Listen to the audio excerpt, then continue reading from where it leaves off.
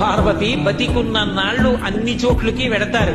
ఏమీ తోచట్లేదు, శ్మశానానికి వెళ్ళొద్దామని ఎవరు రారు. పార్వతి నేనంతవాణ్ణంటాడు, పొడుగ్గా ఉన్నానంటాడు, తెల్లగా ఉన్నానంటాడు, పండితుణ్ణంటాడు, పద్యాలు నాకు నోటికొచ్చంటాడు, ఉపన్యాసం చెప్పగలనంటాడు, నాకు పాటలొచ్చంటాడు, నేను నాట్యం చేస్తానంటాడు, నేను అధికారినంటాడు, నా దగ్గర డబ్బు ఉందంటాడు, నేను పాట పాడగలనంటాడు. ఇన్ని ఉన్నాయనుకున్న వాడిలోంచి ఊపిరి బయటికి వెళ్ళిపోయిన తరువాత వాడిని తీసుకెళ్లి 4 కొత్త కర్రల మీద పడుకోబెట్టి చాప చుట్టి తాడు కట్టి పైన నూలుబట్ట కప్పి తీసుకొచ్చి అన్నీ తీసేసి కర్రల మీద పడుకోబెట్టి కాల్చేస్తుంటే జీవుడు లేచి నిలబడి పుర్రె పగిలిపోయిన తరువాత కన్న కొడుకు కూడా స్నానం చేసి వెళ్ళిపోతుంటే చీకటి పడిపోయాక అయ్య బాబోయ్ చుట్టూ ఉగ్రభూతాలు, నా వాళ్ళన్న వాళ్ళు లేరు, వీళ్ళని నమ్ముకున్నాను, ఒక్కడు లేడని ఏడుస్తుంటే నేనున్నాను రా అని చెప్పడానికి నేను కూడా లేకపోతే చచ్చిన వాడు 1000 మాటలు చచ్చిపోతాడని అక్కడ ఉన్నారు.